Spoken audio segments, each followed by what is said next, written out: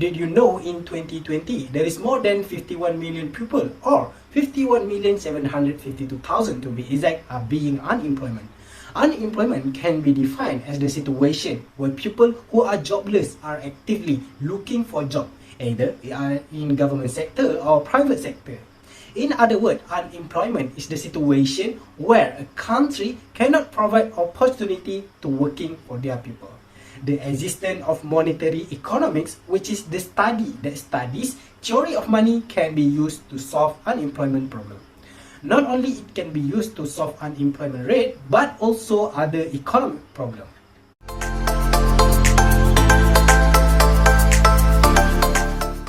Assalamualaikum warahmatullahi wabarakatuh. My name is FAHMI bin Muhammad ZAMRI. So I'll be explaining about the Marxian theory of unemployment. So Marx has come to an agreement with Keynesian statement regarding the relationship between the economic demand and employment. So the act of cutting wages and reducing the participation of labour may witness in terms of the aggregate demand in the economy, where the demand will be decreasing, which will lead to the unemployment crisis.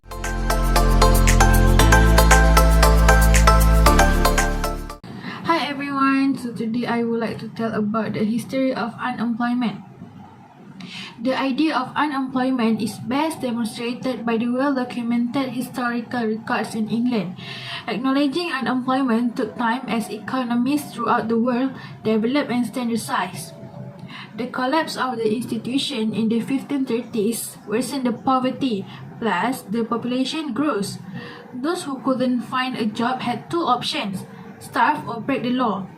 In 1535, a law was drafted asking for the establishment of a public work system to address the problem of unemployment. In 1536, a legislation was established that ordered vagrants to be beaten and hung. In 1547, a legislation was passed that subjected vagrants to some of the worst criminal law requirements. Each community was obligated by the 1576 Act to offer work for the jobless. As the 21st decade progressed, unemployment around the world remained low and the economy remained robust.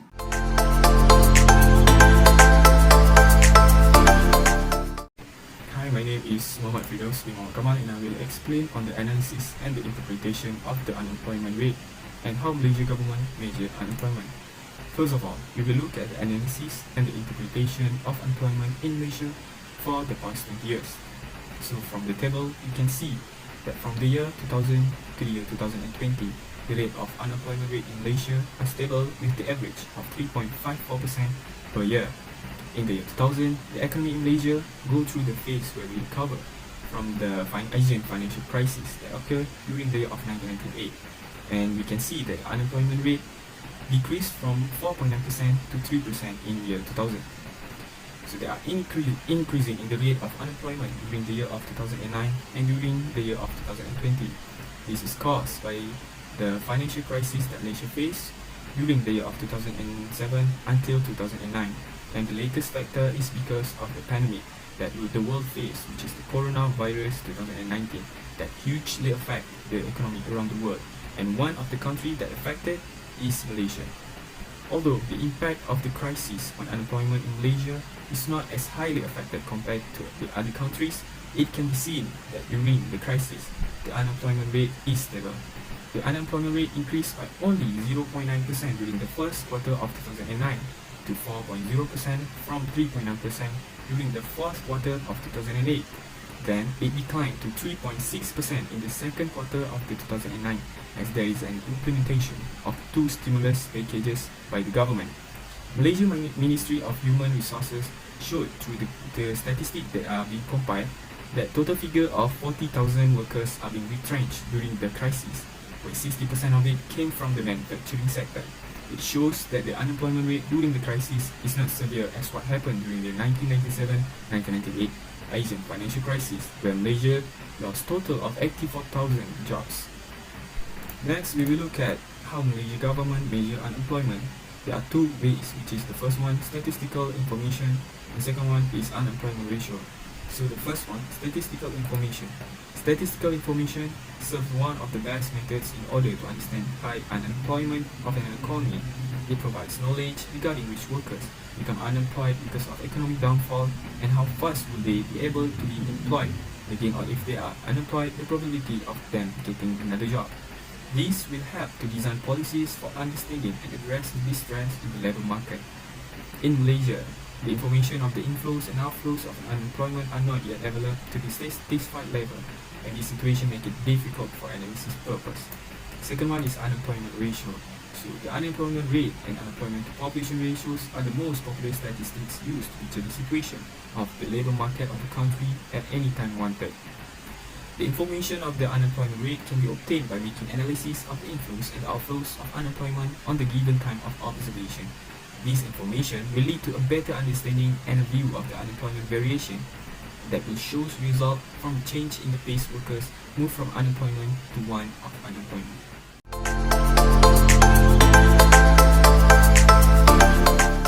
Assalamualaikum, and hi, my name is NAZIFA, and I will present about the types of unemployment. I have found 4 types of unemployment, which are frictional, seasonal, structural, and also cyclical. The first one, I will explain about the frictional unemployment. When people freely change jobs within an economy, this is referred to frictional unemployment. It takes time for a person to locate another job after leaving a company. People tend to change their jobs for several reasons, such as a toxic workplace, or maybe a better salary, or maybe job promotions in another company. In a similar case, when fresh graduates who are just entering the labour force contribute to frictional unemployment. Okay, the next one is the seasonal unemployment. It is a type of involuntary unemployment induced by a mismatch between the skills available with the employees in the market and also the skills required by employers during the seasons. Seasonality refers to variations that has to be made in the output and sales that are caused by the seasons of the year. The next of the types of unemployment is structural unemployment. Structural unemployment occurs as a result of a technical change in the economic structure in which labour market works.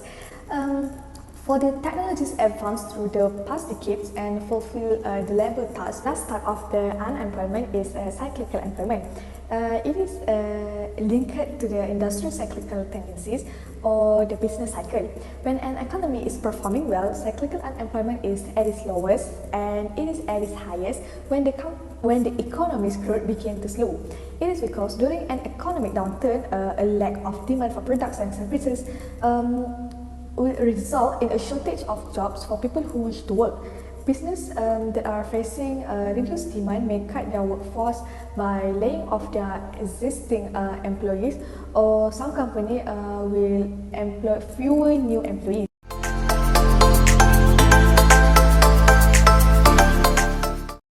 So next, we will move to the factors of unemployment. Unemployment is caused by a variety of factors originating on both the demand side or the employer and the supply side or the worker itself. High interest rates, a globalization, and a financial crisis might all lead to the demand side cutbacks. Age, gender, education, and geography are among the main factors considered. The number one factors of unemployment is age. When a young person becomes eligible to work, they become unemployed. Younger employees, who are often the newest, are more likely to be let go. It is because the older employees, they have been in the profession for a long time and they have a greater job experience and job security. The next factors is gender. The unemployment rate for women was greater than the males. When women do find work, it is usually in low-wage occupation, in unsafe condition, with the little hope of change in the near future. Women also make up over the multiple of the public sector workers, so it's not unexpected that they have been affected hard by the wave of job losses that has occurred since the government revealed its economic plan. The next factors is education. Employer will pick the most experienced and have education, so it will cost less expenses of the employer to train the employee. As a result, in the labour market, an imbalance between the level of employment of high and low skilled workers can be created because any employer, even for the low level jobs, will select the most qualified candidate, and the skilled workers who are unemployed will accept the jobs that require less than their true qualification. Now, we will move to the last factors of unemployment, which is geography. Unemployment happens when people are out of work as a result of company immobility and employees relocating to or from depressed region. It is the result of geographical condition. For example, Japan. Japan may have a thriving employment market with opportunities, but a jobless guy in South Africa may be unable to take the job due to the relocation obstacle to Japan.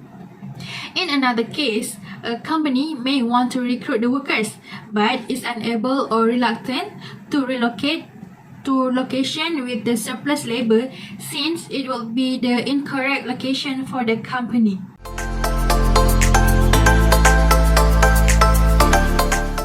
Okay, moving on to the impact of unemployment. So one of the impacts of unemployment towards individual is reduced income. So due to the job that provides wages or salary, being unemployed takes away the privilege of having more money to spend, which means that the person will possess less income than before. So second is physical health problems. So being unemployed can be stressful, which will lead to headache, high blood pressure, heart disease and insomnia.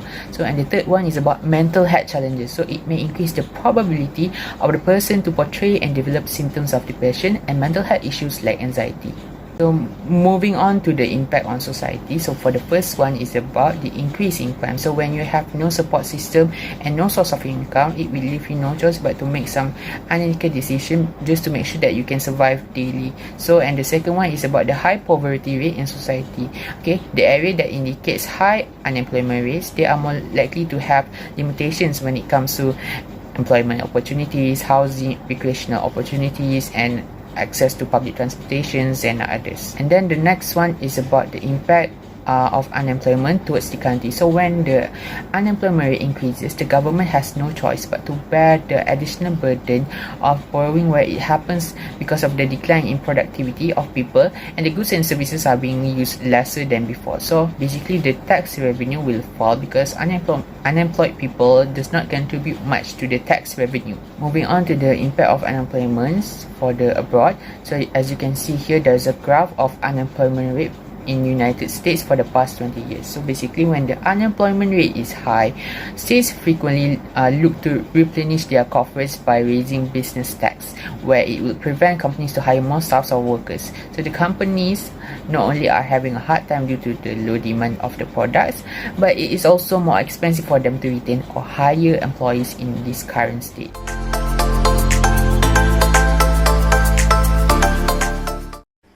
Now, I will continue with the government strategy to recover the unemployment.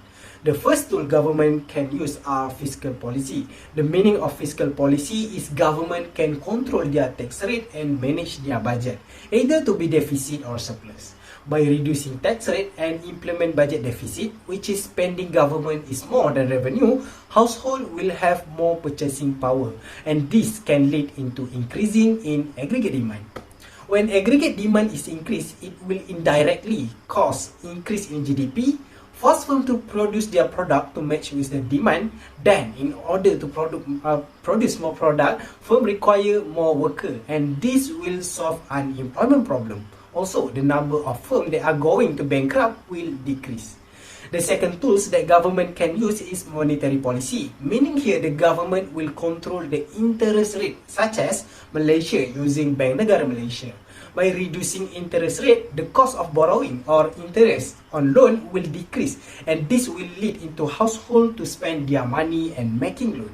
Household will start to take loan because they think at this time they can save more since interest rate is low, such as housing loan and car loan. The objective of these two tools, which is fiscal policy and monetary policy, are to increase the purchasing power household, which lead to increased aggregate demand. The last tool is supply side, which is provide education and training to Malaysians, especially skilled. Since nowadays the employers seek for employees that have skill, Next, government can give employment subsidies such as the employer does not need to pay the tax or gain tax relief. Next, government can improve labor market flexibility, which is the government can make legal and law that allow firm to recruit even more workers, or government can increase the working hours so that firm be able to put more shift. The last strategy is stricter benefit requirement in both sectors, public and private. Meaning here, government can also make a legal and law where the contract worker who have exceed 2 years working with that company, then they should be a permanent worker. But this will lead into higher costs in both sectors.